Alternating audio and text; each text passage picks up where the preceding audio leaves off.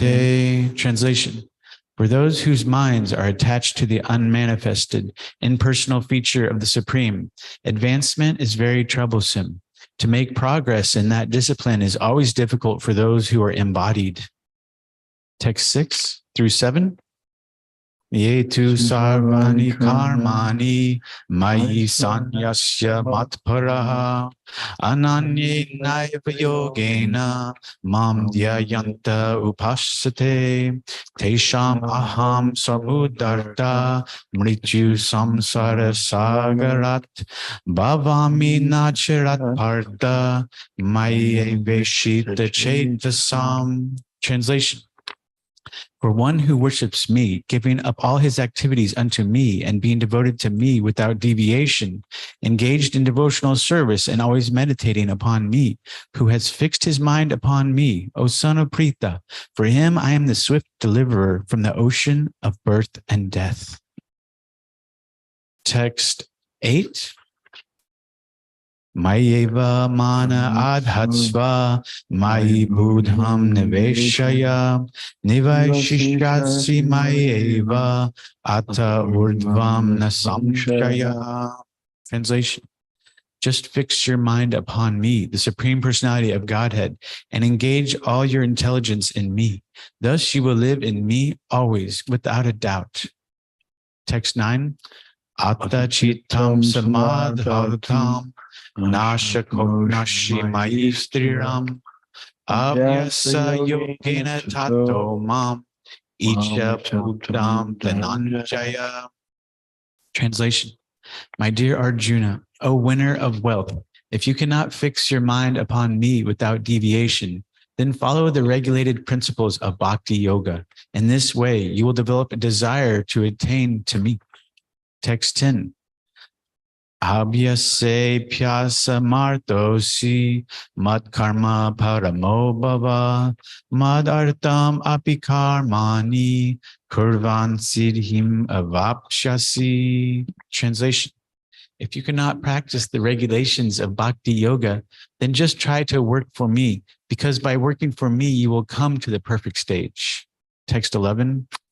Ataitad abhyasaktosi kartum mad yogam ashritaha sarva karma palatyagam tata kuru yatatmavam. Translation. If, however, you are unable to work in this consciousness, then try to act, giving up all results of your work, and try to be self-situated. Text 12.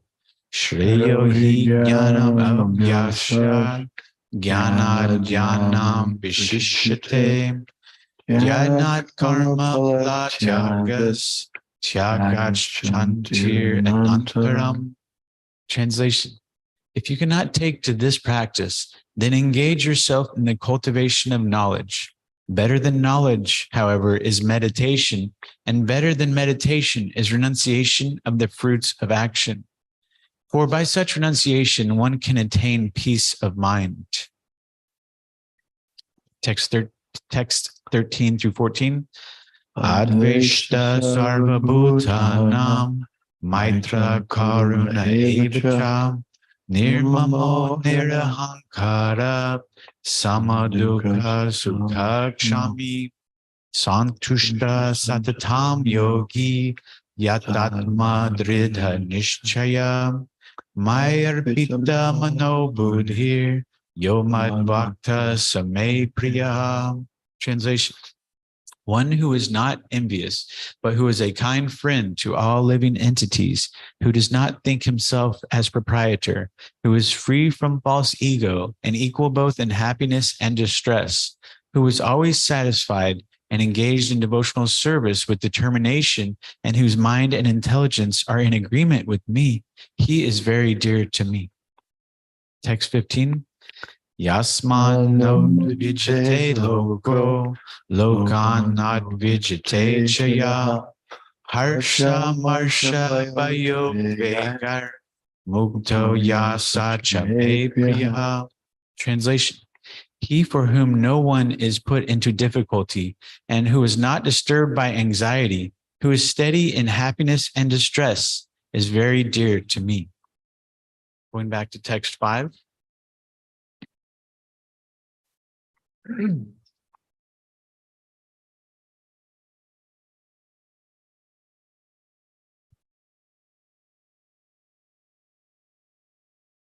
Look at translation and purport by His Divine Grace A.C. Bhaktivinoda Swami Srila Prabhupada, founder Acharya of the International Society for Krishna Consciousness, Srila Prabhupada Ki Jai. Translation: for those whose minds are attached to the unmanifested, impersonal feature of the Supreme, advancement is very troublesome. To make progress in that discipline is always difficult for those who are embodied. Advancement is very troublesome. And before we get to the purport, just some overviews here. Chapter 12, according to my numbers, has the least amount of pages from all the chapters of the Gita.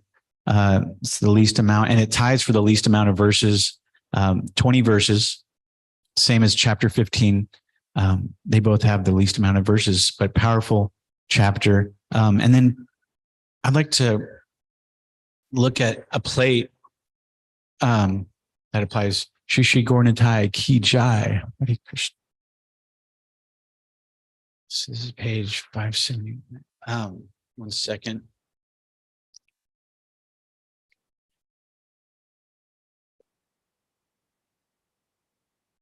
Okay, I think this is plate 33. Okay, plate 33 in the front of the book for us here. Plate 33, Krishna delivers his unalloyed devotee from the ocean of birth and death. So that's regarding 12, 6 through 7 specifically. So you can see there that Krishna is being carried on his divine airplane or vehicle, Garuda, and he's reaching down and he's going to pick up his pure devotee who is still struggling and is just coming to Krishna, and he's going to pick him right up out of the ocean. Who without Krishna, and if you're in the middle of the ocean, there's really there's no hope for you unless you call out to Krishna, and then by his mercy, he can save you in the snap of a finger. And unalloyed is an important word. It means pure, like a metal, an unalloyed metal is not mixed with other metals. It's completely pure. And there's a funny story of Prabhupada walking on, I think it was in Boston, and he was doing a morning walk. And I heard this on one of those, on the Prabhupada, stories of Prabhupada.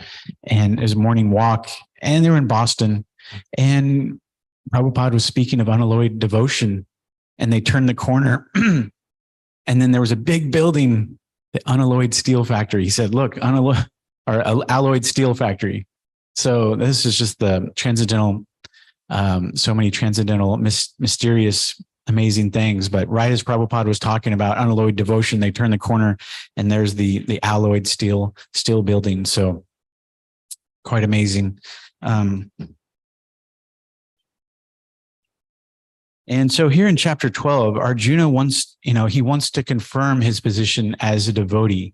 And he's saying, what is better, this to worship the impersonal or to worship you personally? And Krishna is saying, without a doubt, it is better to worship me personally. It's much better to do that. And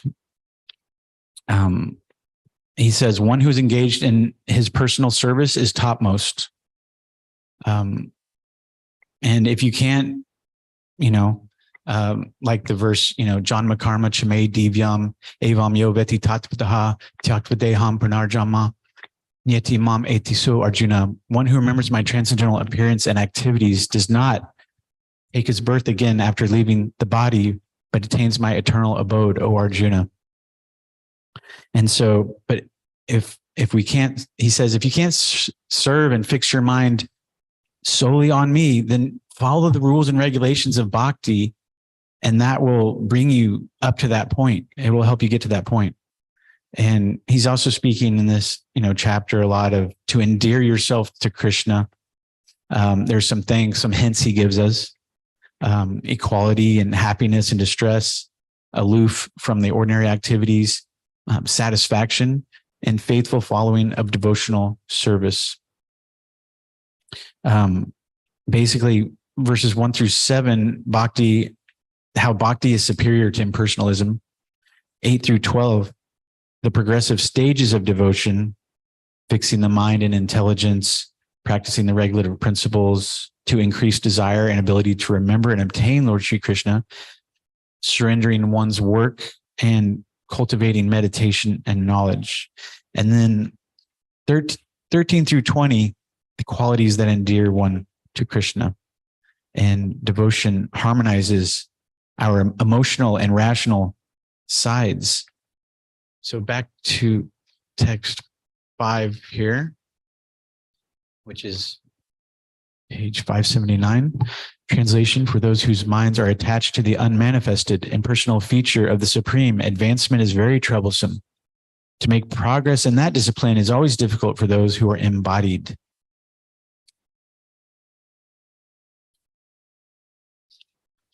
Purport: the group of transcendentalists who follow the path of the inconceivable, unmanifested, impersonal feature of the Supreme Lord are called jnana yogis, and persons who are in full Krishna consciousness, engaged in devotional service to the Lord, are called bhakti yogis. Now here, the difference between jnana yoga and bhakti yoga is definitely expressed. The process of jnana yoga, although ultimately bringing one to the same goal, is very troublesome, whereas the path of bhakti yoga, the process of being in direct service to the Supreme Personality of Godhead, is easier and is natural for the embodied soul. The individual soul is embodied since time immemorial. It is very difficult for him to simply theoretically understand that he is not the body. Therefore, the bhakti yogi accepts the deity of Krishna as worshipable because there is some bodily conception fixed in the mind, which can thus be applied. Of course, worship of the Supreme Personality of Godhead and his form within the temple is not idol worship. There is evidence in Vedic literature that worship may be saguna and nirguna, of the Supreme possessing or not possessing attributes. Worship of the deity in the temple is saguna worship, for the Lord is represented by material qualities. But the form of the Lord, though represented by material qualities such as stone, wood, or oil paint, is not actually material. That is the absolute nature of the Supreme Lord. And it's also said in the Nectar of Devotion, karma yoga is ritualistic and jnana yoga is speculative. And that bhakti yoga should not really have a tinge of any of that. Bhakti yoga should not have either of those. And so he says that it's easier and more natural to do this direct bhakti yoga, this devotional service, versus trying to worship the impersonal, or worshiping the impersonal can mean something like, someone might say God is love, or I worship nature, and that's not personal. It's not, it's nice, it's better than being an atheist, obviously, but it is not it's not personal.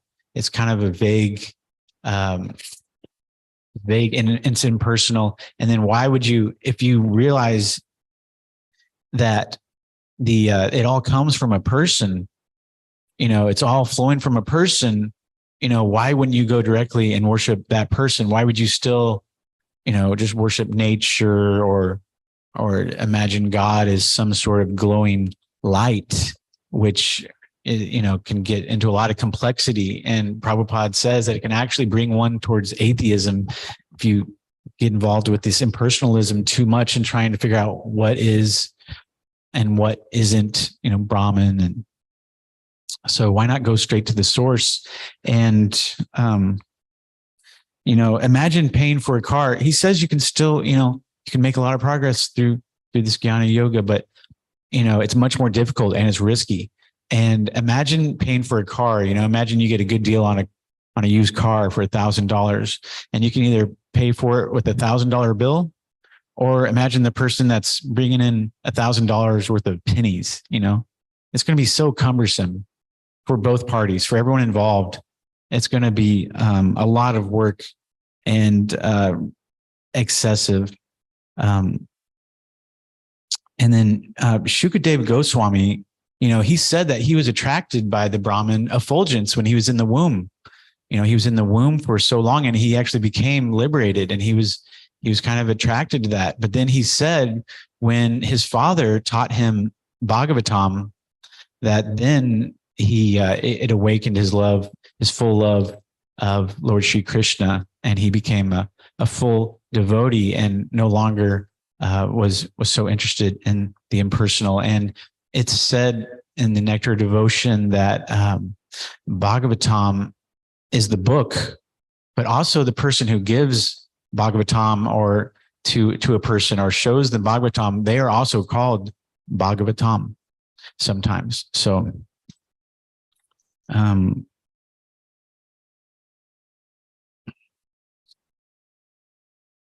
it's not idol worship. Some people might think, oh, it's worshiping idols, and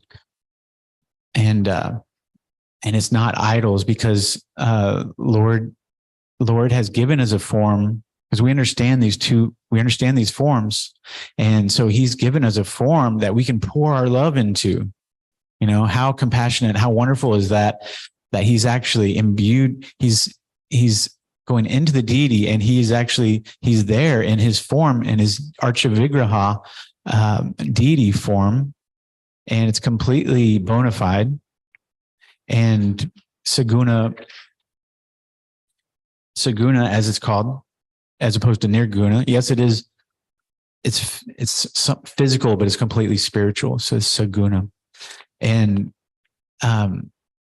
he's given us this form to worship. And someone might say, you're worshiping an idol, but there's so much false idol worship in this world, where they will stare at a screen, and a celebrity become kind of obsessed for a little while with the celebrity or a show, and they'll stare at a mundane show, and they don't realize everything they're soaking in from this TV show. They're soaking in violence, and the commercials they're showing the big pictures of the meat pictures that they're supposed to ingest that poison. But so they're actually staring at a screen, and they're not doing any sort of spiritual advancement by their staring at a screen. They may be just thinking about news and getting stressed out about news, or they may be watching a comedy show or a podcast or something, but it's actually, there's no spiritual advancement. And so it's actually idol worship. And, billboards and Coca-Cola, we look this big picture of Coca-Cola, and it's actually, it's idol worship. And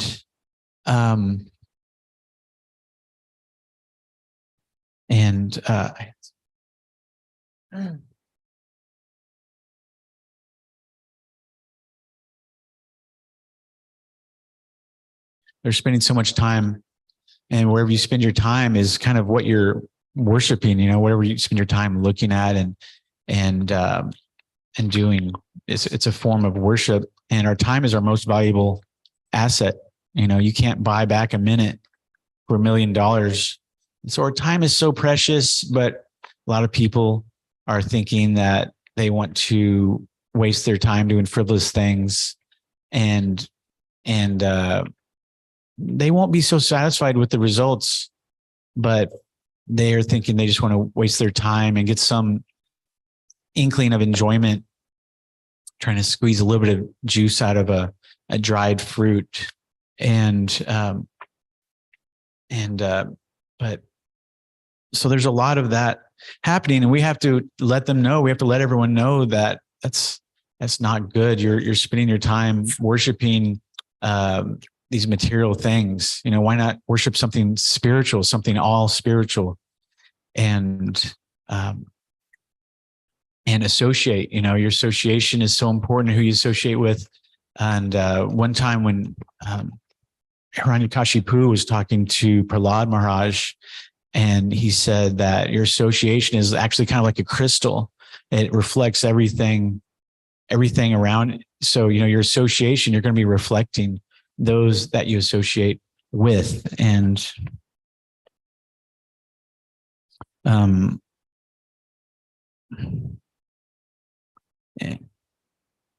Prabhupada says toward the end of the purport that one may take to the troublesome process of understanding what is and isn't Brahman, but if he wants to merge into the whole, he may accomplish the realization of the eternal and knowledgeable aspects of his original nature, but the blissful portion is not realized. So Prabhupada says you may accomplish the realization of the eternal aspects of God and the knowledgeable aspects, or the eternal aspects of one's self even, and knowledgeable aspects. So knowledge, but the blissful portion is not realized. So if you're missing out on the bliss, so it's harder, it's more difficult, and there's no bliss.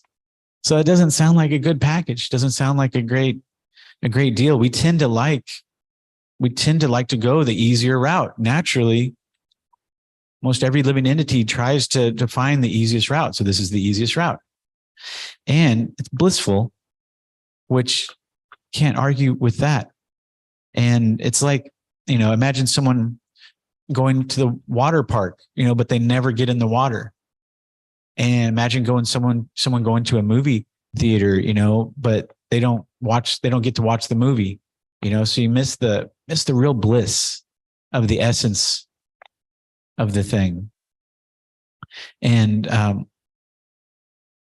it's like also, associating with these celebrities or being obsessed with a celebrity, and they have these tours in Hollywood where you can go see the homes of the celebrities. And, there's, Greta Garbo's house, and there's Marilyn Monroe's old house. And you're not getting to associate with these people. You're just getting to see some sort of impersonal aspect of them. And, there's the house of The Rock. That's where The Rock lives in, and Dwayne The Rock Johnson. And then, he says, can you smell what The Rock is cooking? But can you smell what Lord Krishna is cooking in his kitchen? It's actually something amazing. It's actually really nourishing and appetizing beyond your wildest imagination. And The Rock, they're trying to get some sort of nectar out of a rock. They're trying to squeeze a rock and get some enjoyment out of that.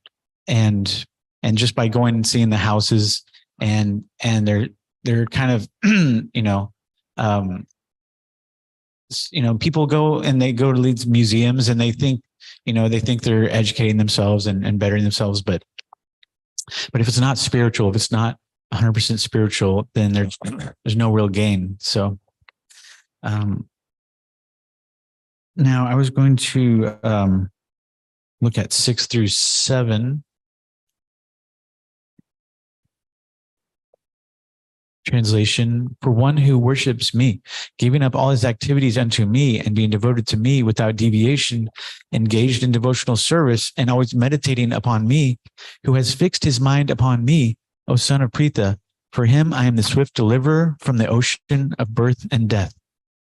So giving up all activities, being devoted without deviation, engaged in devotional service, and always meditating upon him, fixing the mind upon, and these are the things.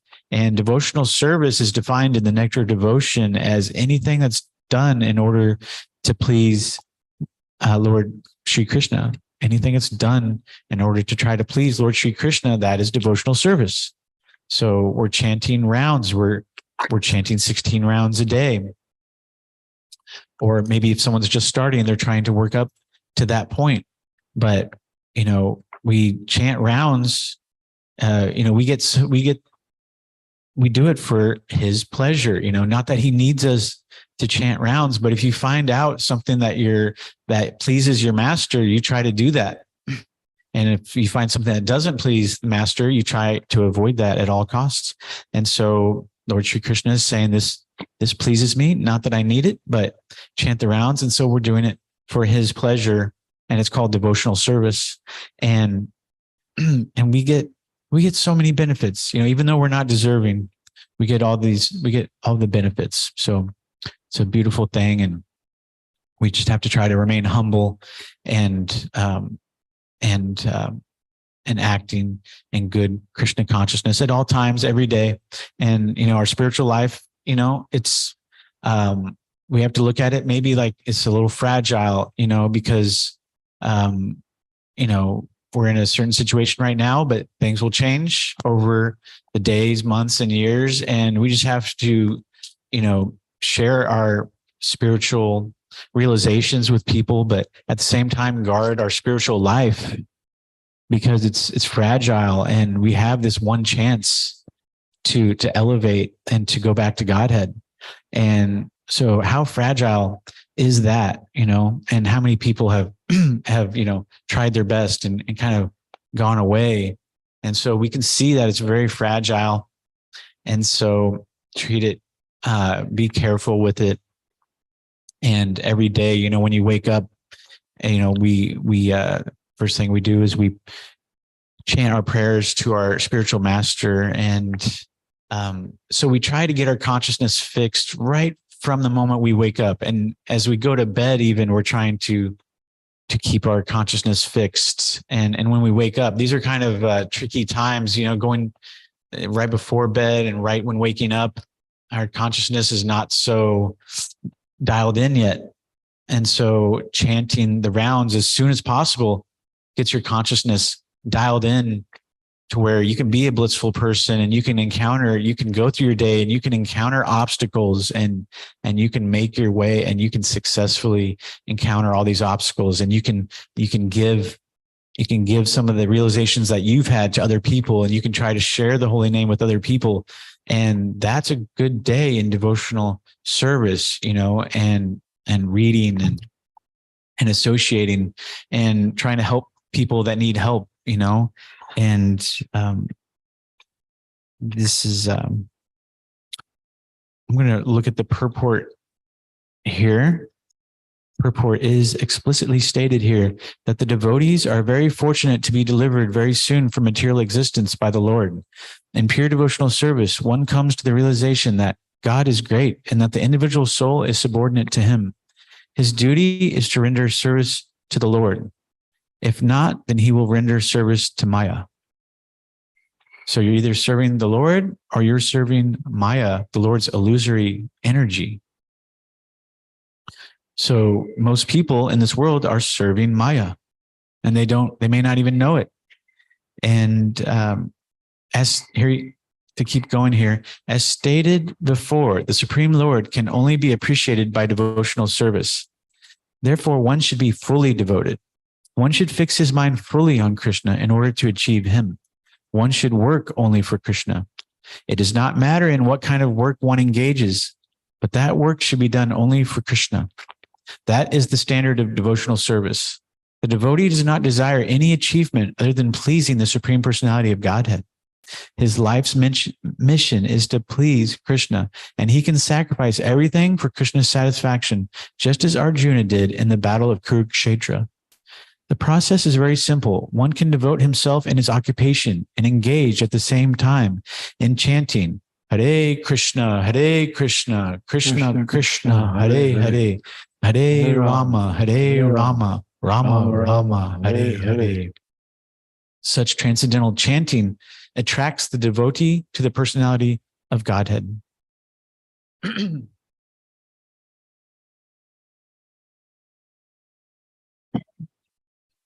So some people might think they have to change everything or give everything up to perform bhakti yoga. But Lord Sri Krishna says, no, you don't have to do that. In fact, so many people, when we go up to them, they might think that's what we're asking them to do. But we're just asking them to work in Krishna consciousness, work with the Supreme Lord in mind, and give up the fruits to him, keep him in the center. There's this Raganuga Bhakti, just spontaneous devotional service, like the residents of Vrindavan. Spontaneity And we can try to have that, but a spontaneity maybe within a paradigm of service, spontaneity under the spiritual master's guidance. We can't just do whatever we want and say, that's just spontaneously service. If we're trying to serve the master, we may know a lot of things that are needing to be done or something like that. But that doesn't mean, but that may not be what spiritual master has in mind. So you have to approach him with the humble attitude of, he gets to control the show, and you have to have that attitude, even if so sometimes we know what needs to be done and we have the freedom to do those things, but we have to know when we don't necessarily have that freedom. So that's Raga Nuga Bhakti, devotional service and spontaneity, but has to be done within a paradigm of service. And as soon as one surrenders to Lord Sri Krishna, he takes charge. So if you can surrender to Lord Sri Krishna, he's going to take charge. So that's really nice. That's amazing. In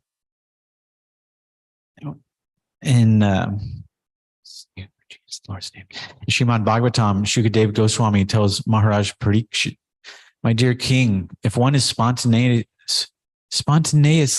attached to the chanting of the Hare Krishna Maha Mantra, it is to be understood that he has attained the highest perfectional stage. So if someone is chanting the Maha Mantra, even if they're just starting, and this is not an ordinary person, though, if they're chanting the Maha Mantra. And he also says, one who has come to the stage of chanting the Hare Krishna mantra with determination and steadiness must be considered to have already passed the trials of fruitive activities, mental speculation, and mystical yoga. So anyone who's chanting is pretty much over these trials of fruitive activities, mental speculation, and mystic yoga. That's in the past. You've gotten over that.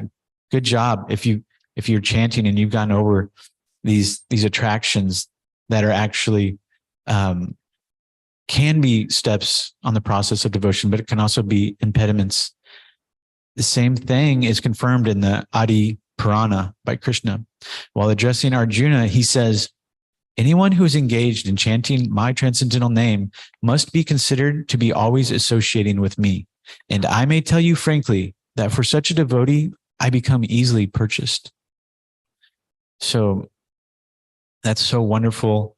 It's a wonderful secret that he's saying here.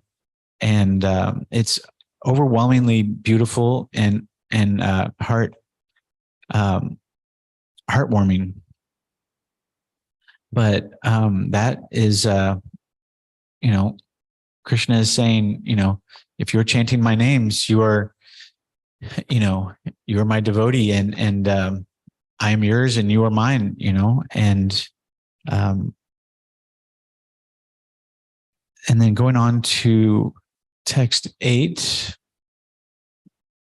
just fix your mind upon me, the Supreme Personality of Godhead, and engage all your intelligence in me. Thus you will live in me always without a doubt. Purport. One who is engaged in Lord Krishna's devotional service lives in a direct relationship with the Supreme Lord. So there is no doubt that his position is transcendental from the very beginning. A devotee does not live on the material plane. He lives in Krishna. The holy name of the Lord and the Lord are non-different. Therefore, when a devotee chants Hare Krishna, Krishna and his internal potency are dancing on the tongue of the devotee. When he offers Krishna food, Krishna directly accepts these eatables, and the devotee becomes Krishnaized by eating the remnants. One who does not engage in such service cannot understand how this is so. Although this is a process recommended in the Gita and in other Vedic literatures.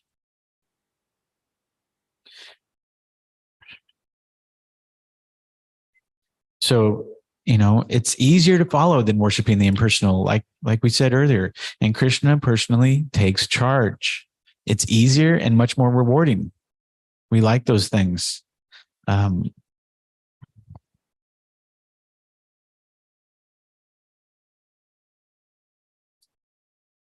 Hmm. Out of these verses, Prabhupada did quote 12.5 probably the most, but these are some verses that he would quote often, and he loved verse 5. And then also Krishna says in the Adi Purana, there's the following statement by Lord Krishna himself addressed to Arjuna. My dear Partha, one who claims to be my devotee is not so. Only a person who claims to be the devotee of my devotee is actually my devotee. No one can approach the Supreme Personality of Godhead directly. One must approach him through his pure devotees. Therefore, in the system of Vaishnava activities, the first duty is to accept a devotee as spiritual master and then to render service unto him. And and sometimes we, try to chant first thing, and sometimes we might have a lot to do on a certain day, but take that into account and plan ahead.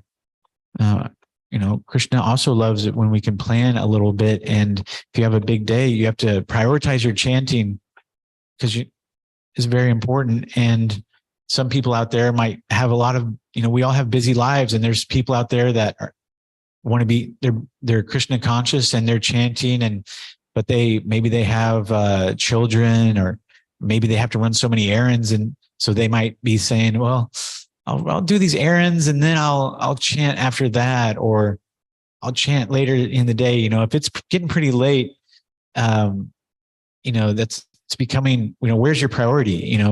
Whatever you do earliest in the morning, you can tell that's your priority.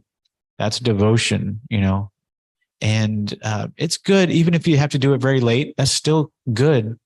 It's still good, but let's not be in the mindset of let me do this one thing and then I'll be devotional, or devotion is right now in the moment. It's not tomorrow. It's today. It's right now. And so plan our days. If you have maybe people are going on vacations this time of year. And so how are they going to chant, so much? There's 16 rounds.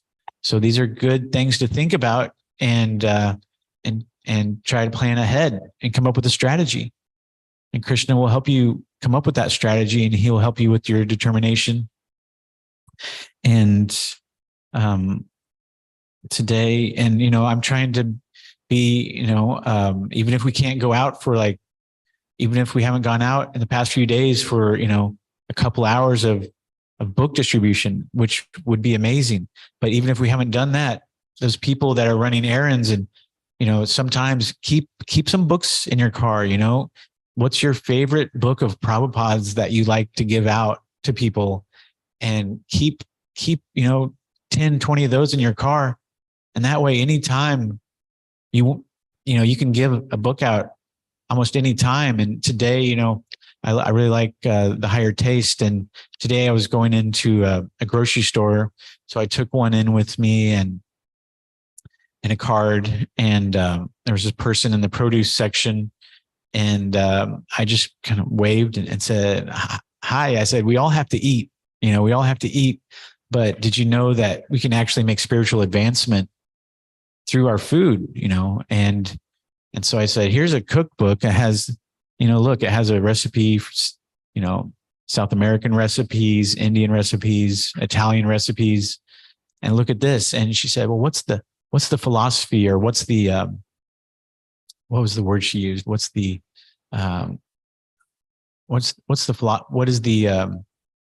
philosophy? And I said, well, it's about that there's, it's worshiping one God. There's one God for all humanity, and that, we keep God in the center instead of trying to put ourselves in the center, and we do things for his pleasure, and I would have loved to have stood there and talked more about it, but I tend to want to give the book, and then I was gone. I was out of there. But, I would have loved to have sat there and explained the whole philosophy, but, people are busy, and it's kind of for me, it's kind of exciting. And so I just kind of walked straight out of the store at that point. So she also knew I wasn't just going around to everybody, that she saw that it was given to her, and then I left, and so she's thinking, why did that happen?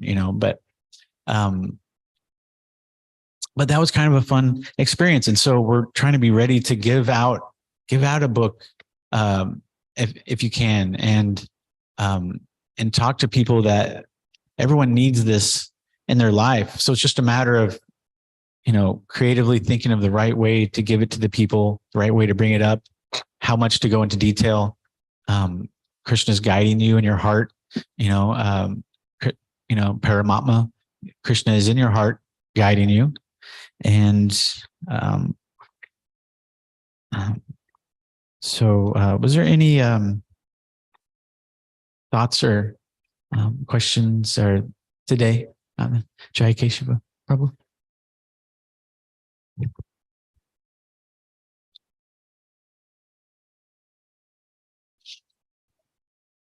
Hare Krishna. Thank you for the enlightening class and the wonderful examples. I especially liked the example or the little thing you gave about the rock.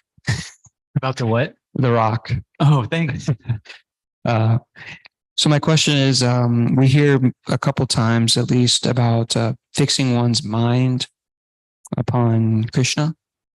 He's saying, who has fixed his mind upon me. If you cannot, and then another verse, if you cannot fix your mind upon me without deviation. So, and then just fix your mind upon me.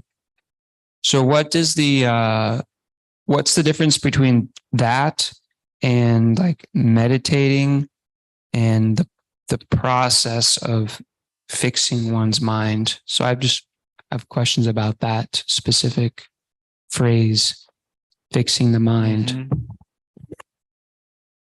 Fixing means not able to be deviated. If it's completely fixed, it's no longer broken, but it's completely fixed and it's not going to deviate. So we have to get to the point where we're not deviating. Some people might be able to fix their mind for half the day, but then half the day, not fixed. So we have to be honest, I think, if we're fixed up, if our mind is fixed the whole day, and no matter, and so it involves listening to Krishna in the heart and asking Krishna, how are you, and what can I do to serve, and please allow me to learn how to serve, and how to serve the servant of the servant of the servant. And fixing our mind, we're gonna have pictures all around. We're gonna be watching, we used to watch YouTube a lot, maybe before we came here, but then now we still watch YouTube, but we just watch Krishna conscious material. So, and we still maybe work, but we do it for Krishna, and we keep him on the mind constantly. So every person, no matter what your work is, you have to be creative and think, how can I do this for Krishna? How can I make him such, the biggest part of what I'm doing, and keep pictures around, and read the stories, tell the stories, and you might have some more ideas to yourself, but was that on the right track? Right. And yes, Radha Stali Mataji. Hare Krishna. I really appreciate you speaking about how, you see here, Krishna will, he will help us. Where did you say this? He helps us in our determination. I like how you said that. And I had a question about how, are we in ignorance if we can't decide how to act for Krishna. Like if we have difficulty deciding on, oh, should I do this or that for Krishna? And it's like so often I think about this of, I guess, the future of like ways to serve Krishna. And they both seem, or the options I think of, both, they all seem like they are for Krishna. And yet somehow I just remain stagnant because I don't know what to decide. Mm. Can you speak on that a little bit? Yeah, that sounds, when there's multiple decisions, when there's multiple options, and if we can't come to a clear decision, maybe we keep meditating on it. Maybe we're not ready to, maybe Krishna is telling us that we're not ready, and it's okay maybe not to make a certain decision until we're very, very confident. And so maybe it's a good time to, if we can't decide between a couple of things, maybe we get a pen out and pen and paper, and we just write some of this stuff out. And maybe it becomes clear when it's on the page, and we write, well, here's the pros and cons of this decision. Here's the pros and cons of this decision.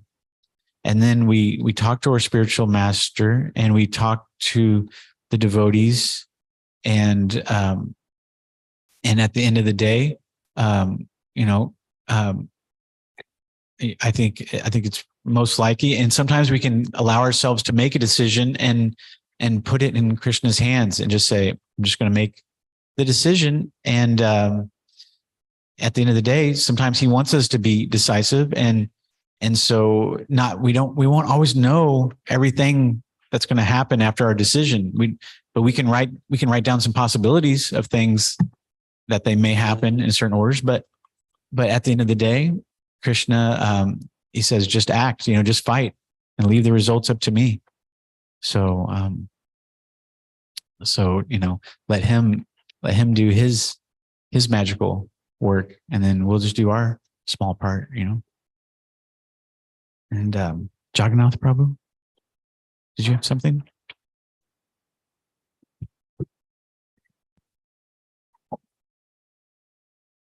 Thank you. So I have a comment, and then I also have a question. Mm-hmm. Is it okay if I say a comment? Sure. Okay. So I was watching a video from Swami Bhagavan Keshava Maharaj on this point about waiting for our circumstances or situations to become perfect. And I don't exactly know what he said in detail, but I remember the essence of it was that nothing in this world will ever be perfect. And even if it was to be, even if that situation that you wanted to be perfect turned out to be perfect and you figured it out, another problem would pop up, spring up somewhere, because that's just the nature of this material world. Is said there's always, it's dukkhalayam shashvatam. It's full of misery and it's temporary. I don't think that's what he said, but yeah, I was speculating. But anyway, so that's one thing.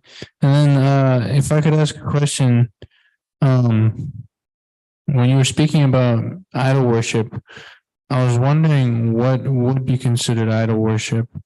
Would it be worshiping something without making spiritual advancement, or what exactly is that? What is idol worship?